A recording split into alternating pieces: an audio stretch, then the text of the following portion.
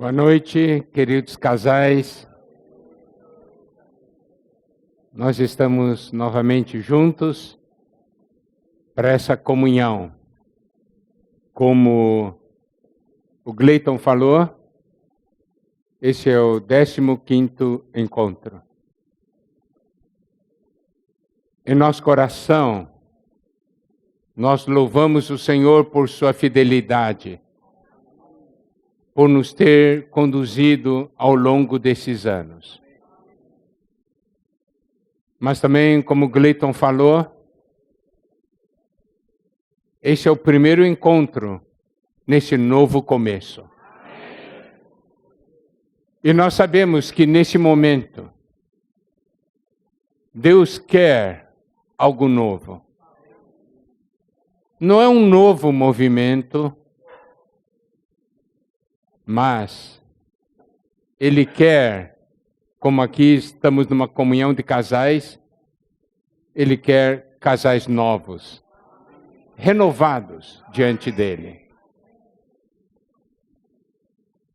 Não adianta nós sermos o mesmo casal, ano após ano, sem transformação, sem mudanças em nosso viver e em nosso relacionamento.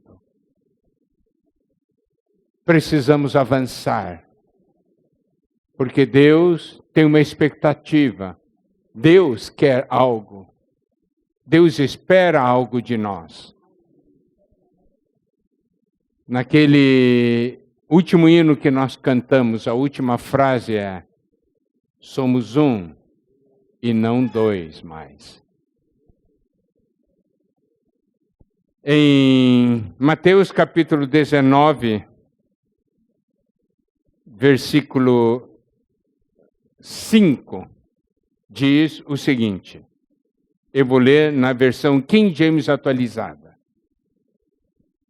E os instruiu. Na versão Revista Atualizada diz assim, e respondeu, aliás, ele diz assim, e que disse, mas King James Atualizado diz, e os instruiu. Por este motivo, o homem deixará pai e mãe e se unirá à sua mulher, e os dois se tornarão uma só carne. Agora, o versículo 6, na King James Atualizada, diz assim, sendo assim, eles já não são dois, mas sim uma só carne. Portanto, o que Deus uniu, não o separe o ser humano.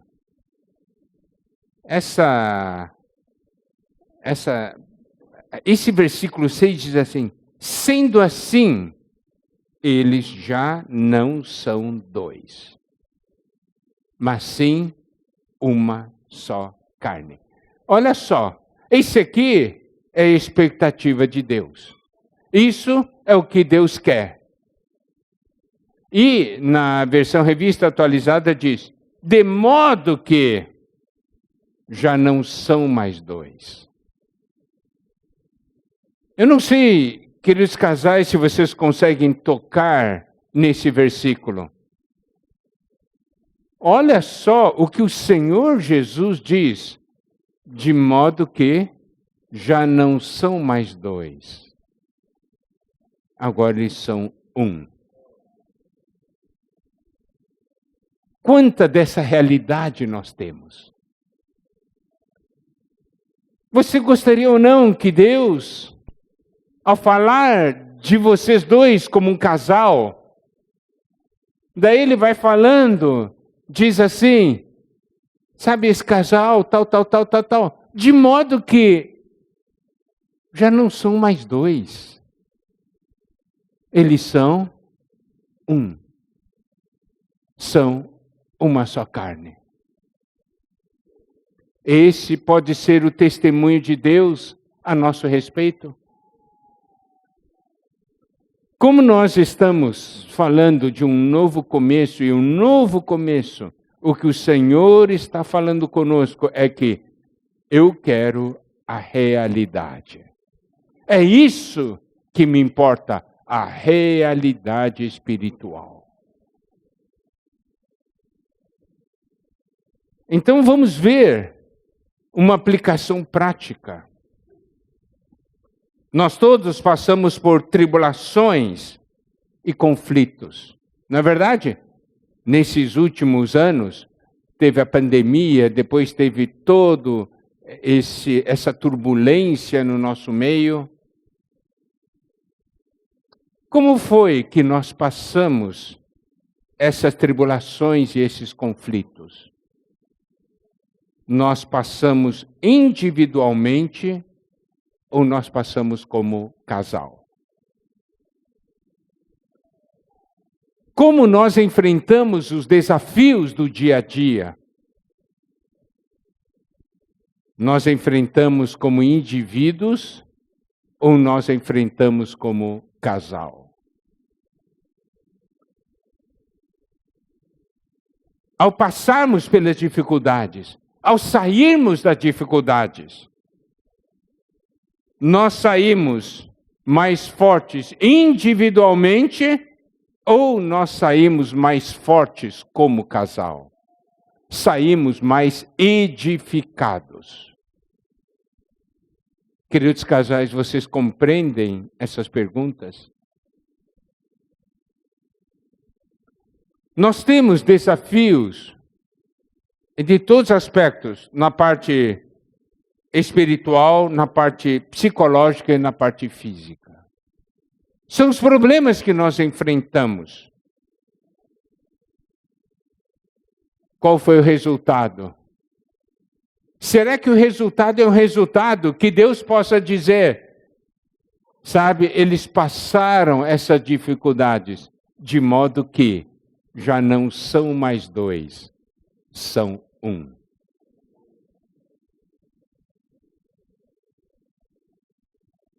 Hoje nós vivemos numa época em que as ideologias, em que esse mundo enfatiza demais o indivíduo, a liberdade individual.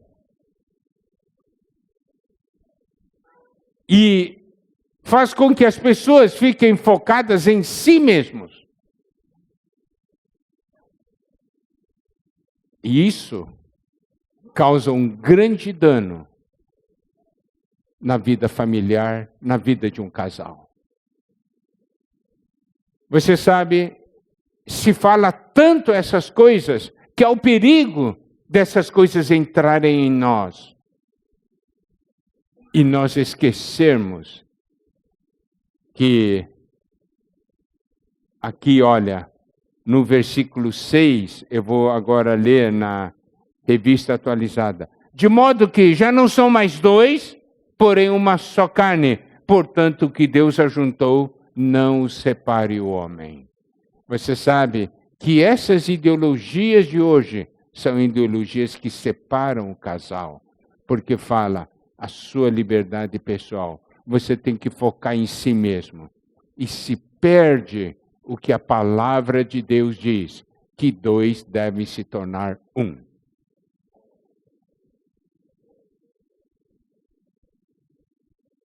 E agora, nessa conferência, nessa parte inicial, nós vamos fazer uma abordagem do casal de uma maneira diferente.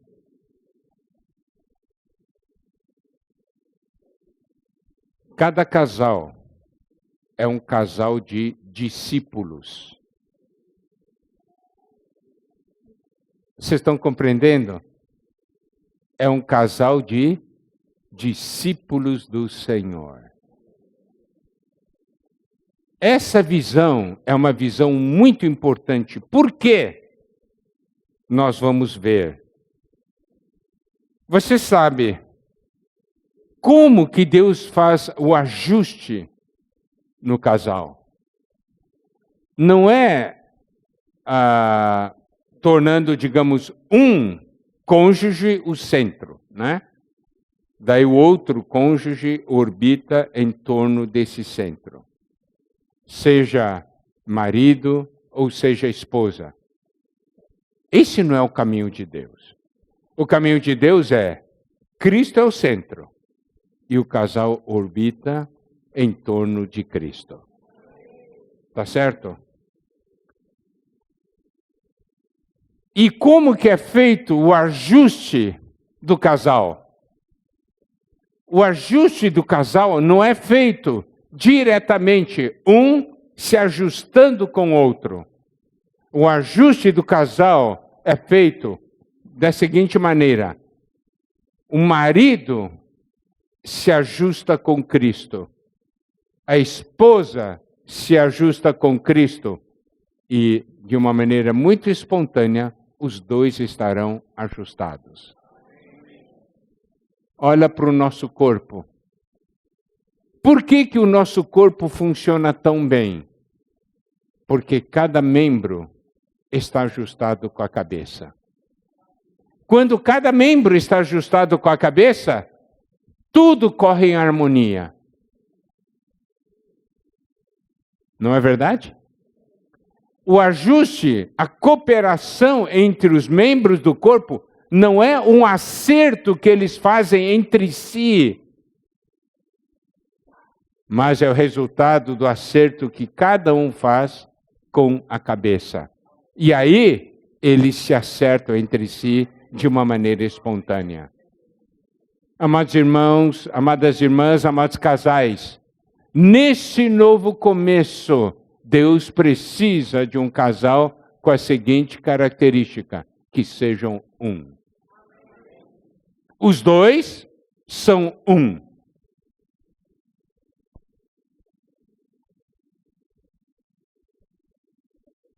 Então agora, vamos ver, nós somos um casal de discípulos. E a Bíblia nos dá uma lista de versículos sobre discípulos. E se nós olharmos o que a palavra do Senhor diz sobre os discípulos,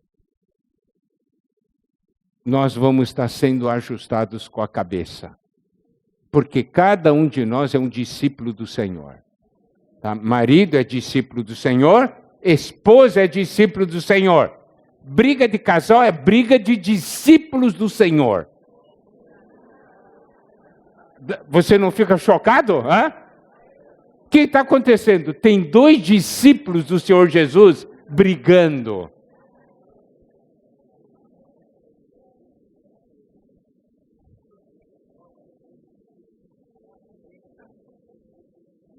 Imagina isso, hein? Dois discípulos do Senhor brigando. E eles são discípulos, aqueles que aprendem com o mestre. Quem mandou os dois brigarem? O mestre? Por que estão brigando? Porque não estão seguindo o mestre.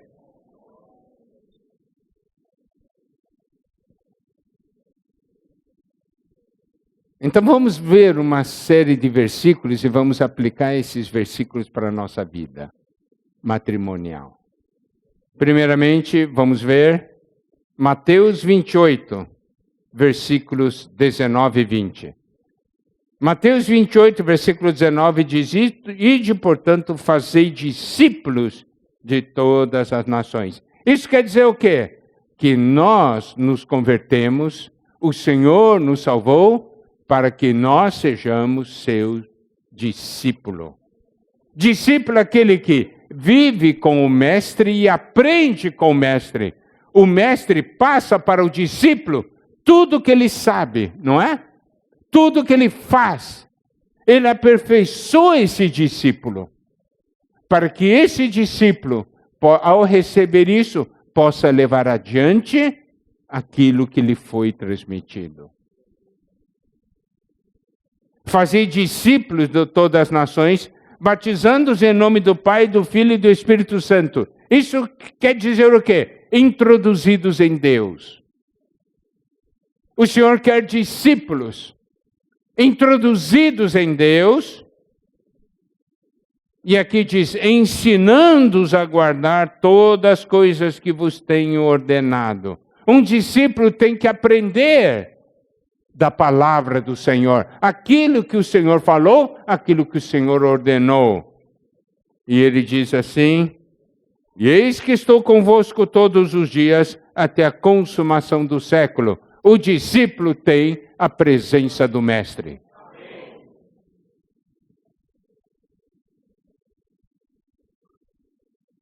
E aqui tem o marido que é discípulo e a esposa que é discípulo. Os dois devem estar enquadrados, entre aspas, nessa porção da palavra. Foram introduzidos em Deus, são ensinados a guardar a palavra do Senhor e desfrutam da presença do Senhor. Não é? Louvado seja o Senhor. Ok. Agora nós vamos ver uma segunda porção que está em Lucas 14, 26. Diz assim: se alguém vem a mim e não aborrece a seu pai e mãe, e mulher, e filhos, e irmãos, e irmãs, e ainda a sua própria vida, não pode ser meu discípulo.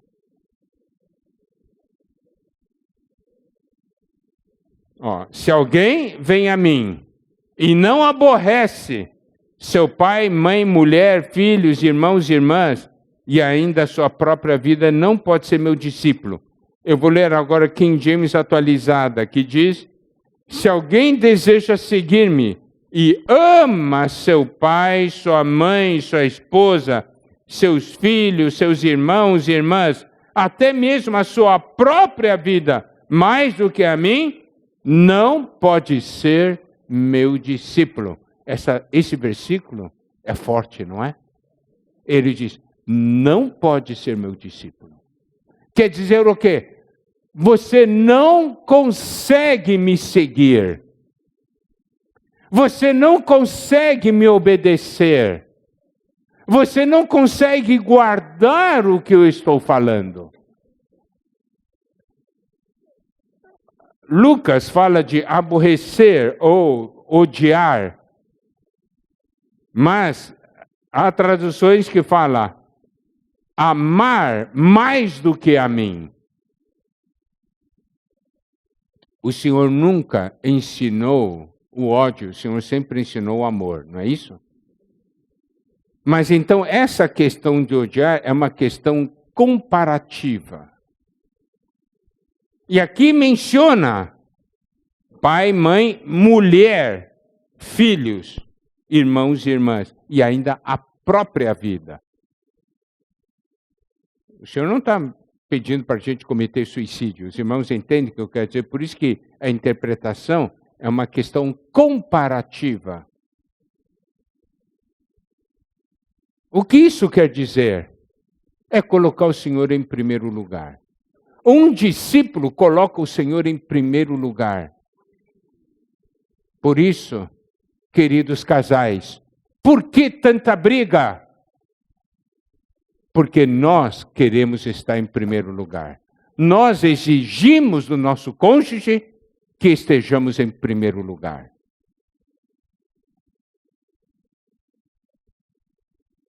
E eu quero dizer uma coisa. Se você coloca o Senhor em primeiro lugar, se você ama o Senhor em primeiro lugar, você amará o seu cônjuge, porque essa é a vontade do Senhor. Então o segredo não é nós exigirmos do nosso cônjuge o primeiro lugar. A melhor coisa que fazemos é levar o nosso cônjuge a amar o Senhor em primeiro lugar, não amar a mim em primeiro lugar. O Senhor disse: se você fizer seu cônjuge amar você em primeiro lugar, ele não pode ser meu discípulo. Ele não consegue me acompanhar. E aí, se não conseguimos seguir o Senhor, se não conseguimos receber a palavra do Senhor, e colocar em primeiro lugar, como nós vamos ser um discípulo do Senhor? E o Senhor aqui fala de uma maneira forte: não pode ser meu discípulo.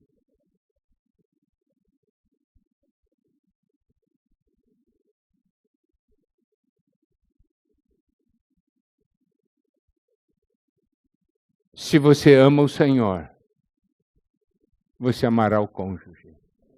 Esse é o princípio da palavra de Deus. Por quê? Se eu amo o Senhor, eu tenho comunhão com o Senhor. E a vida do Senhor está em mim. O amor do Senhor está em mim. E se o amor do Senhor está em mim, é claro que eu vou amar meu cônjuge. O Senhor me ama ou não? Eu tenho defeitos ou não? Muitos ou poucos? Muitos. Se o Senhor consegue me amar com tantos defeitos, eu consigo também amar o meu cônjuge com tantos defeitos. Por isso, amados casais, essa abordagem de que nós somos um casal de discípulos, isso mostra a importância dos dois buscarem o Senhor, dos dois seguirem o Senhor.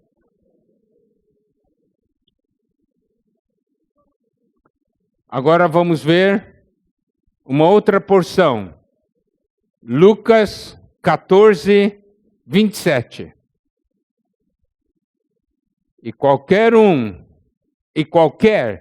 que não tomar a sua cruz e vier após mim, não pode ser meu discípulo. Esses versículos que nós vamos ler, há uma série de versículos, sempre tem essa expressão: não pode ser meu discípulo. A questão é que muitas vezes nós não percebemos esses versículos.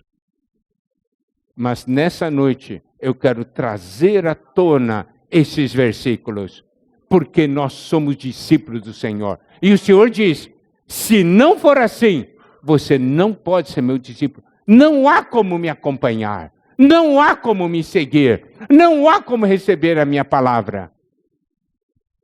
E aí surgem os problemas na família e surgem os problemas entre o casal. Nós estamos falando de um novo começo. E nessa comunhão de casais, esse novo começo é: vamos seguir o Senhor. Aqui diz: qualquer que não tomar a sua cruz e vier após mim, não pode ser meu discípulo. Mateus 16, 24, há um versículo que é de mesmo conteúdo, que diz assim: então disse Jesus a seus discípulos: se alguém quer vir após mim, a si mesmo se negue, tome a sua cruz e siga-me. Então preste atenção, tomar a cruz não é o centro desse versículo. O centro desse versículo é seguir o Senhor.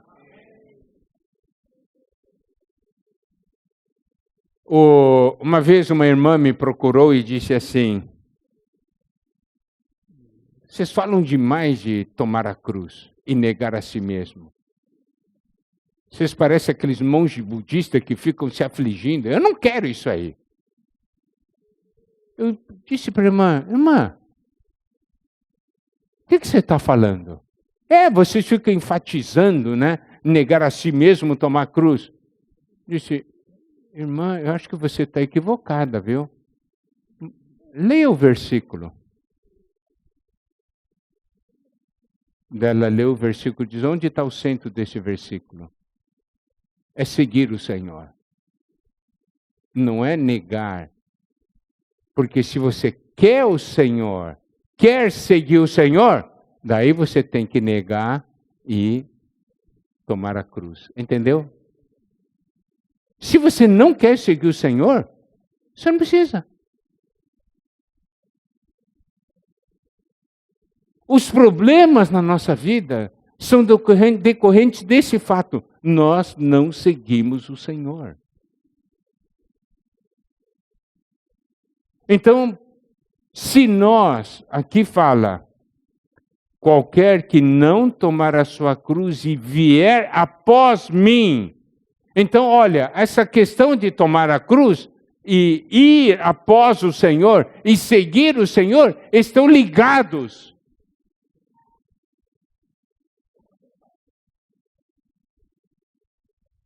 O casal briga, o marido diz, tá bom, eu tomo a cruz. Daí briga de novo, daí o marido diz, agora é sua vez de tomar cruz, na outra vez fui eu. Vocês estão rindo, mas pensa todo mundo desse jeito.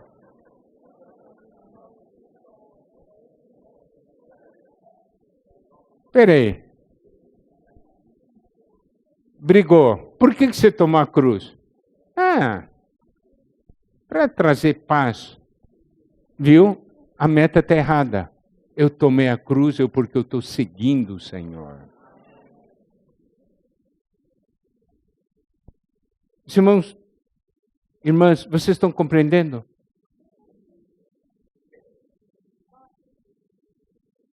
E aqui diz, tomar a sua cruz.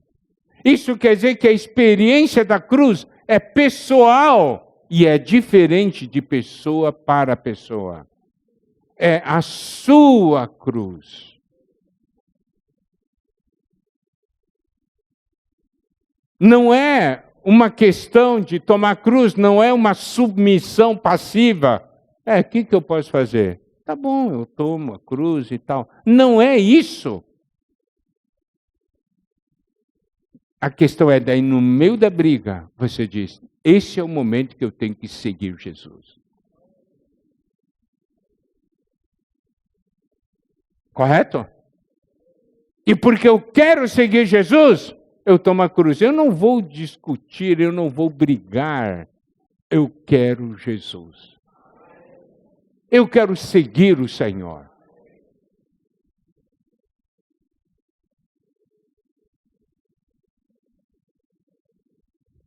Então, aqui fala de seguir o Jesus. Eu gostaria de saber, vamos ver, eu quero fazer uma pergunta. O viver do Senhor Jesus nessa terra foi para sempre fazer a vontade do Pai, não é isso? Ele tomou a cruz durante o seu viver? A vida dele toda foi de tomar a cruz. Porque ele estava fazendo a vontade do Pai. Se o Senhor Jesus tomou a cruz e nós o seguimos, não é também para tomar cruz? Se a cruz estiver no relacionamento do casal, porque os dois seguem o Senhor, o problema está resolvido.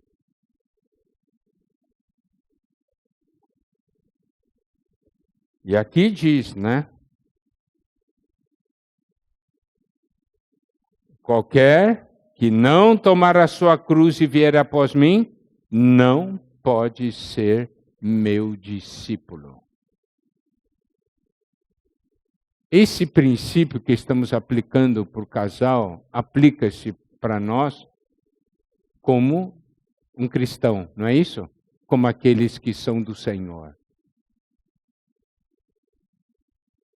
Quem aqui é discípulo do Senhor, levanta a mão.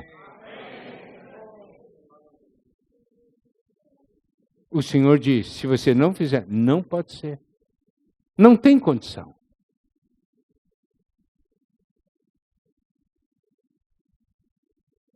E se nós dermos uma olhada em Lucas 14,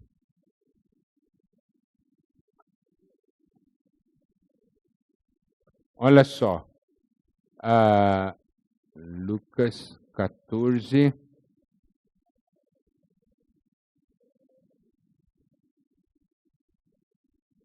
Lucas 14, 27, né, diz, qualquer que não tomar a sua cruz e vier após mim, não pode ser meu discípulo. Daí, no versículo 28 até o 32, olha o que é dito.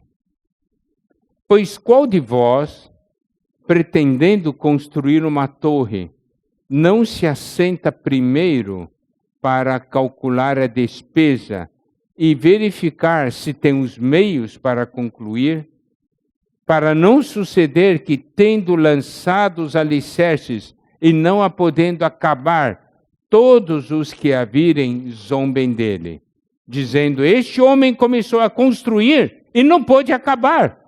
Ou qual é o rei que, indo para combater outro rei, não se assenta primeiro para calcular se com 10.000 homens poderá enfrentar o que vem contra ele com 20.000? Caso contrário, estando outro ainda longe, envia-lhe uma embaixada pedindo condições de paz. Daí nós temos o versículo 33, preste atenção. Assim, pois, todo aquele que dentre vós não renuncia a tudo quanto tem, não pode ser meu discípulo.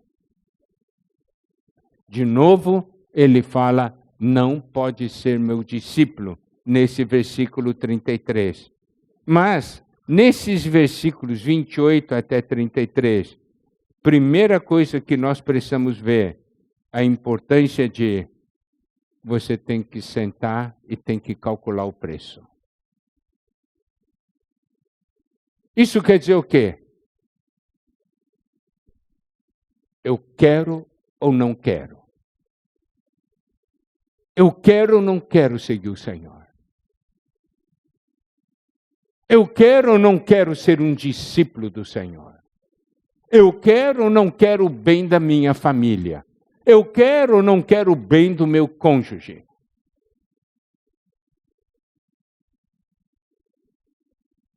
E aí, eu tenho que calcular o preço.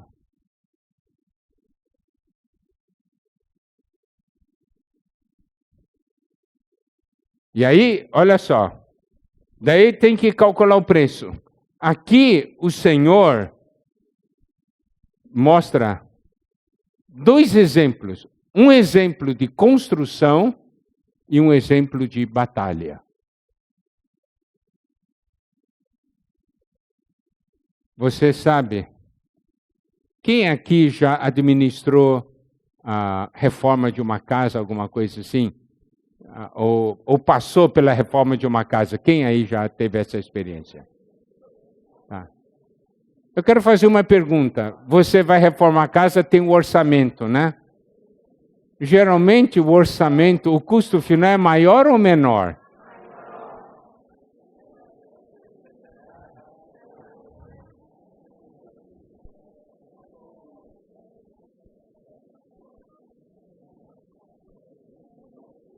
Geralmente é mais caro, não é? Do que a gente orçou. A luta também.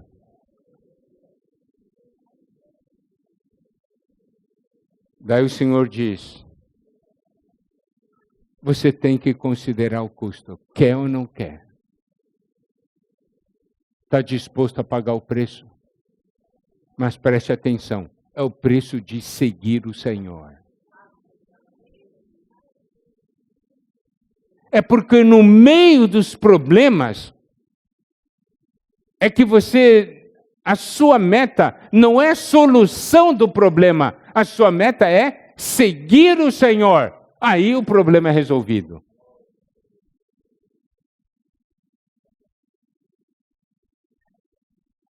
E aí, qual que é o preço? É renunciar tudo quanto tem.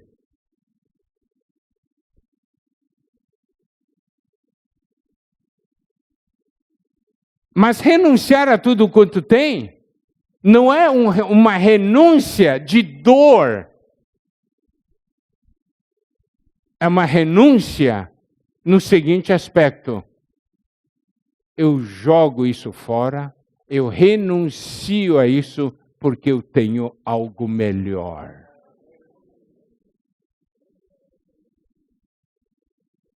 Amados casais, vocês estão compreendendo? tem algo melhor. Você diz, não, o preço está muito caro. Renuncia. Daí, quando você ganhar a recompensa, você verá, valeu a pena.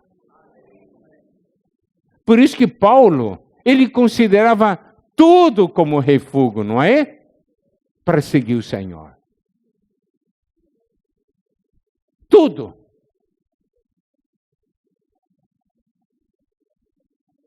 Eu tenho algo melhor.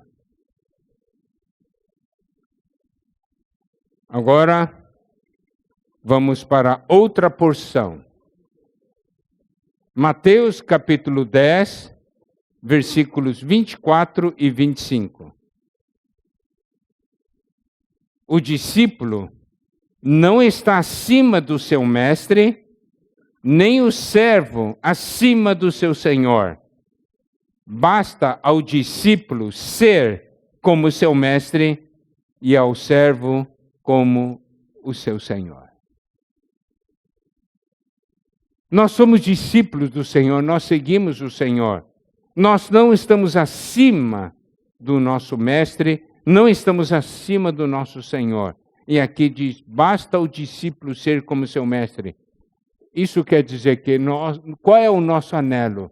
Tudo que eu quero é ser como meu mestre e ser como meu Senhor. Isso é tudo que eu quero. Imagine um casal. Aqui é um casal de discípulos, todos dois com essa mesma visão. A vida matrimonial muda ou não muda?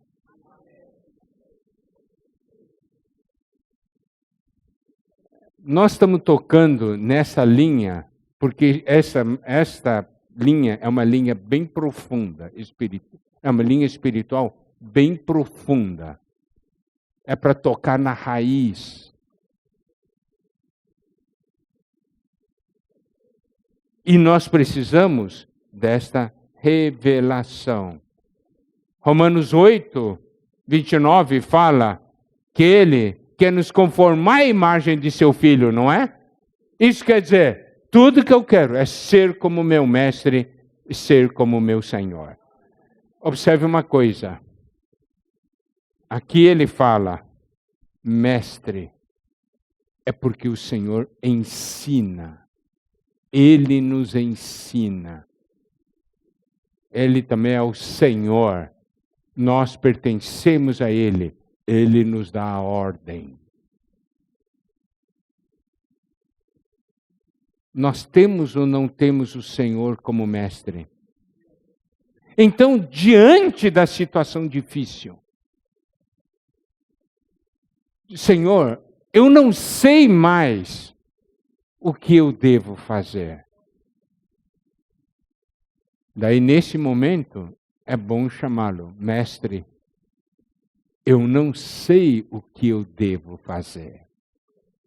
E o Senhor, como mestre, vai ensiná-lo. Você acredita nisso?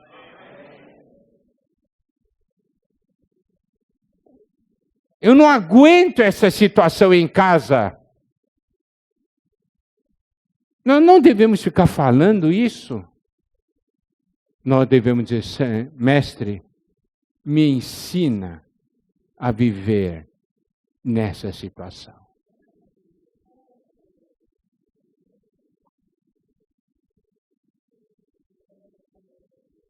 Vamos ver outra porção.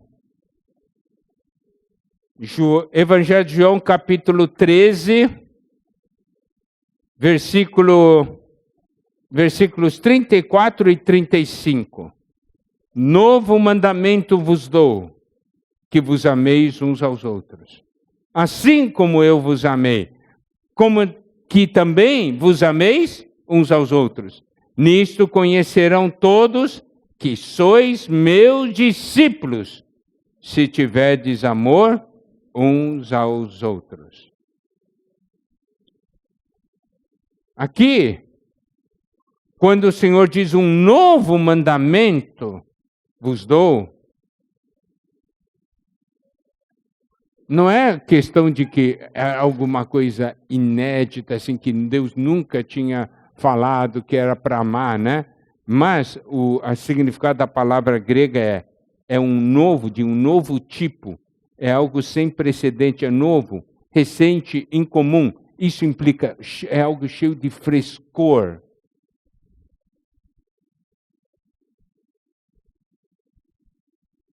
Então o Senhor diz assim: um novo mandamento vos dou, que vos ameis uns aos outros. Mas agora ele diz assim, isso aqui é novo porque o conteúdo é novo. Não é simplesmente amar, é amar como eu vos amei. E para amar como o Senhor ama, só com o Senhor em nós conseguimos amar como o Senhor ama. Então todos nós precisamos de uma nova experiência. Eu tenho que amar meu cônjuge como o Senhor Jesus ama meu cônjuge. Melhorou, não melhorou? Isso aqui é um casal de discípulos.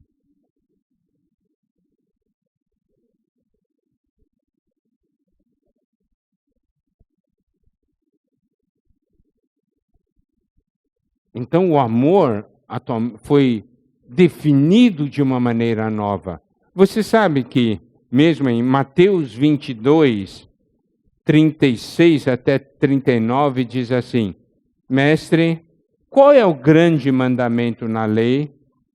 Respondeu-lhe Jesus: amarás o Senhor teu Deus de todo o teu coração, de toda a tua alma, de todo o teu entendimento. Este é o grande primeiro mandamento. O segundo, semelhante a este, é: amarás o teu próximo como a ti mesmo. Amar o próximo como a si mesmo, o Senhor daí nos mostra o que isso significa. Como o Senhor usa como referência amar o próximo como você ama a si mesmo. E como você deve amar a si mesmo? Tem muitos que aplicam isso, mas aplicam com uma conotação muito egoísta. Como que eu devo amar a mim? Você sabe como você deve amar a si mesmo? Amar a si mesmo significa eu tenho que me amar como Jesus me ama. Daí eu vou amar o outro como Jesus ama o outro. Vocês estão compreendendo? Amar a si mesmo não é eu tenho que me preservar disso tudo, tal. Daí eu viro o centro de tudo. Não é esse amor, não é essa maneira de amar a si mesmo. Amar a si mesmo é como o Senhor Jesus me ama. Eu amo a mim como Jesus me ama. E como é que Jesus me ama? Assim, você está cheio de defeitos, mas eu amo você. Isso quer dizer, eu amo a mim mesmo e eu sou um cara cheio de defeitos, entendeu? Não é amar a si mesmo e se achar perfeito.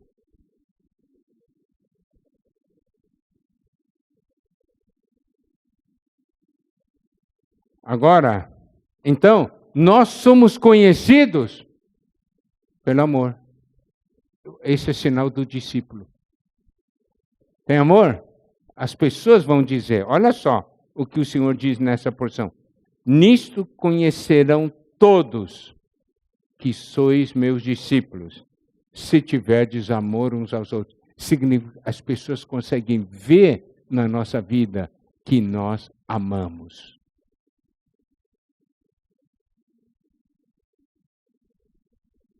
Quando as pessoas de fora conseguem ver que nós amamos, eles vão dizer, esses são discípulos do Senhor. Agora vamos aplicar para o casal. As pessoas olham para vocês. O que a gente quer não é que eles olhem para vocês como casal e digam, casal de pombinho. Não, não. Essa não é a nossa meta. Nós queremos que as pessoas vejam amor entre nós e digam, esses são discípulos do Senhor.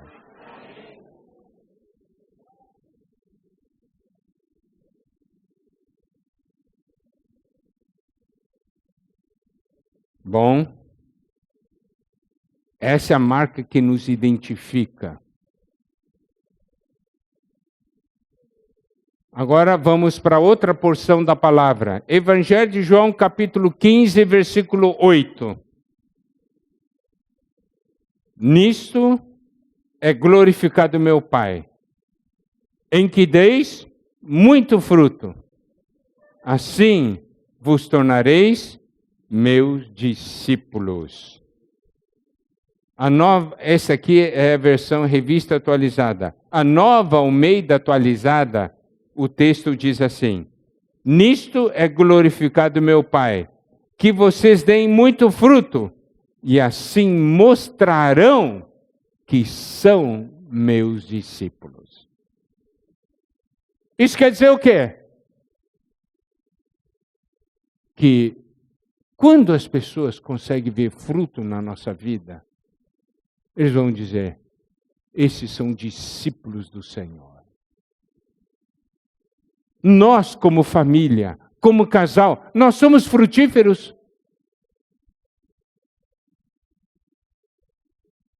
Nós nos importamos em ser frutíferos ou não. Porque a vida de um casal não é simplesmente para ter desfrute um do outro, para viver juntos.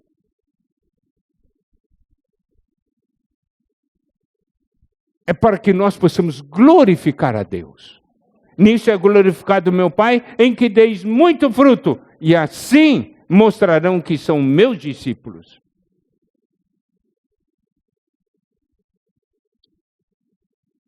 Então, um casal de discípulos tem uma preocupação. Senhor, queremos frutificar. Então, irmãos, vocês podem ver, nós estamos tratando na base sobre o que é ser um discípulo do Senhor.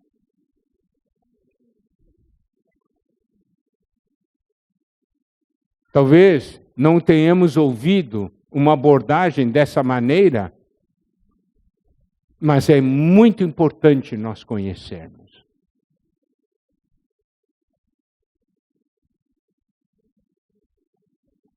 Agora vamos para mais uma porção da palavra, que é Evangelho de João, capítulo 8, versículos 30 até 32. Isso está ligado àquele versículo que nós lemos no início da reunião. Olha o que o versículo 30 diz. Ditas essas coisas, muitos creram nele. Correto? Muitos creram nele. Mas, o versículo 31. Versículo 31 diz assim: disse, pois, Jesus aos judeus que haviam crido nele. Então, primeiramente, nós temos aqui os que creram. E temos uma palavra do Senhor aos que creram. E qual é a palavra do Senhor aos que creram? Aos judeus que haviam crido nele. Se vós permanecerdes na minha palavra. Então, isso quer dizer, não é simplesmente conhecer a minha palavra, tem que permanecer, tem que habitar na minha palavra. Tem que fazer o lar, nosso lar na palavra do Senhor.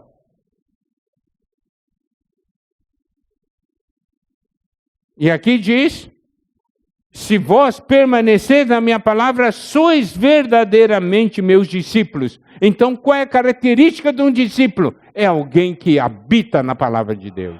Não é simplesmente alguém que conhece a palavra, é alguém que vive na palavra, habita na palavra. Imagina um casal que habita na palavra de Deus.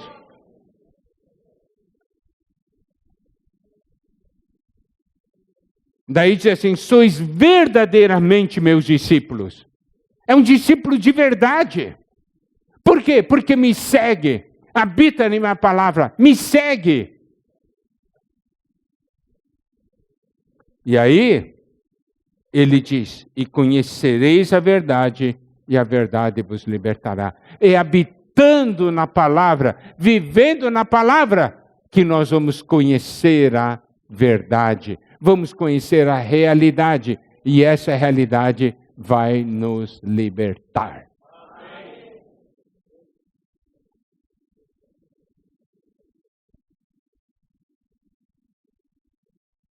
Isso é algo muito importante. Por quê? Essa última semana nós temos compartilhado em diversos lugares, né? Esse aspecto que eu vou falar agora.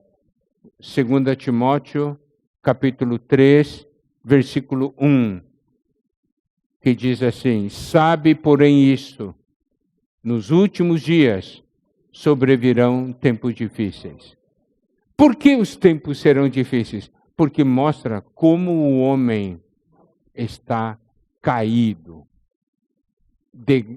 está realmente derrotado. Olha só o versículo 2. Pois os homens serão, aqui tem uma afirmação, os tempos serão difíceis porque os homens serão. Ele nos dá a característica dos homens nos tempos finais. Daí ele fala assim, né? Egoístas, eu só vou citar alguns deles. Egoístas significa amar a si mesmo. Está vendo? O que o Senhor nos diz? Nós temos que odiar a nós mesmos, não é?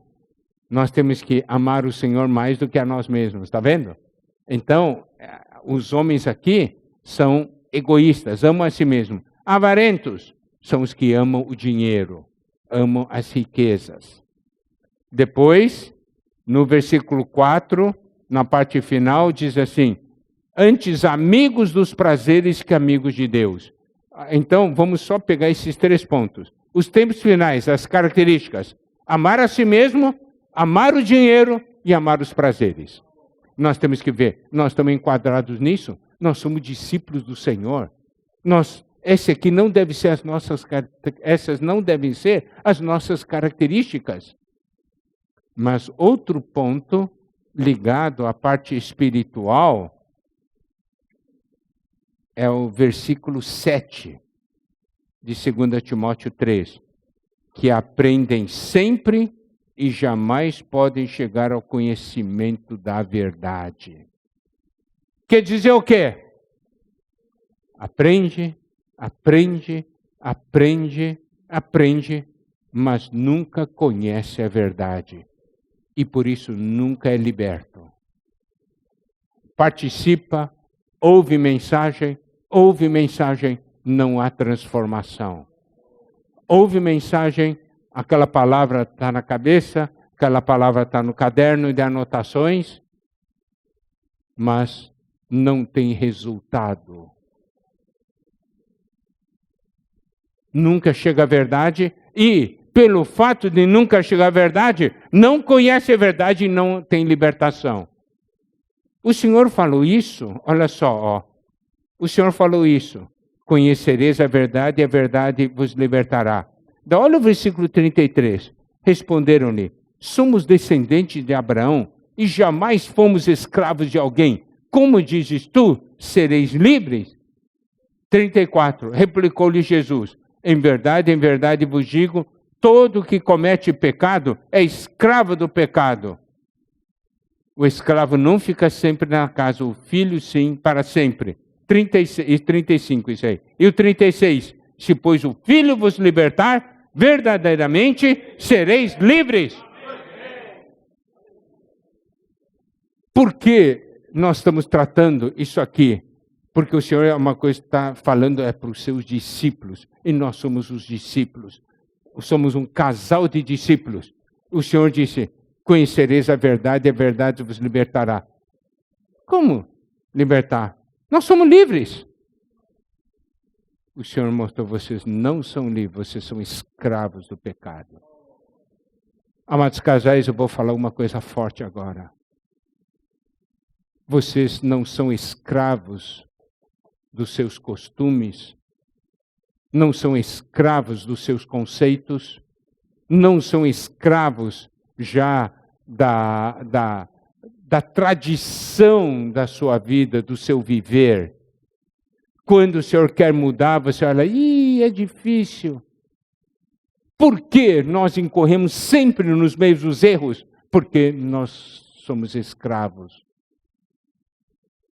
Os judeus falaram, nós não precisamos dessa liberdade. Mas, queridos casais, nós precisamos.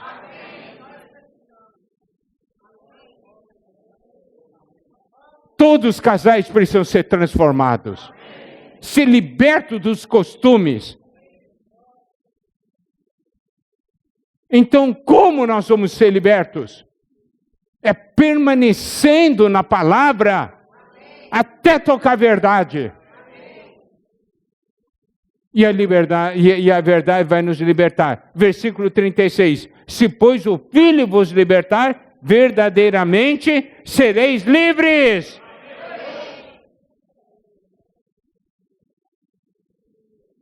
O que nós estamos falando é que essa é a primeira comunhão de casais nesse novo começo.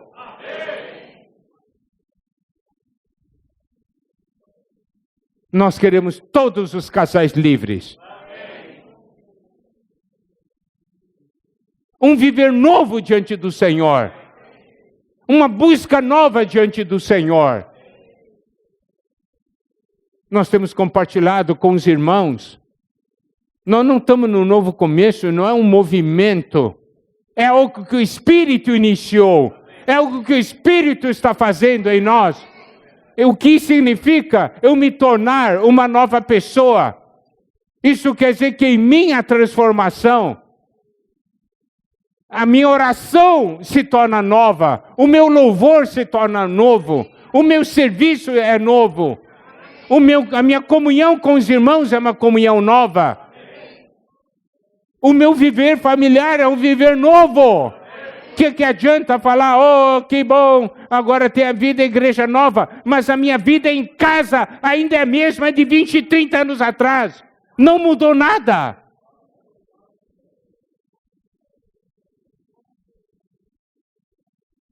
Nós não estamos falando aqui um chavão, tudo novo, tem que ser novo, real. Nós somos discípulos do Senhor. Nós temos um Senhor, nós temos um Mestre. E nós somos dois seguindo esse Senhor. Quando o Senhor diz, verdadeiramente sereis livres, conhecereis a verdade e a verdade vos libertará. Qual é o nosso conceito de liberdade? A liberdade não é para fazer o que eu quero.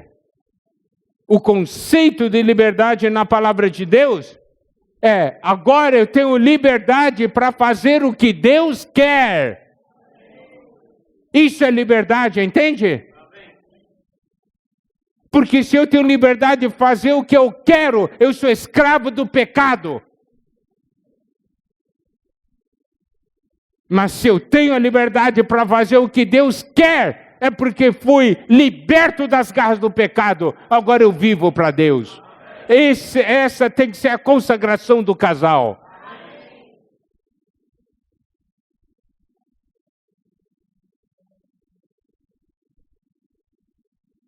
Eu devo também perceber que eu sou livre para ser o que Deus quer que eu seja. E não ser o que o mundo quer que eu seja.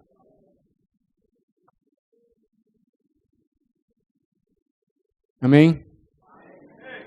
Queridos casais de discípulos,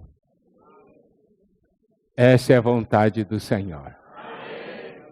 A nossa palavra fica por aqui hoje, amém? Continuamos amanhã. Jesus é o Senhor! Amém.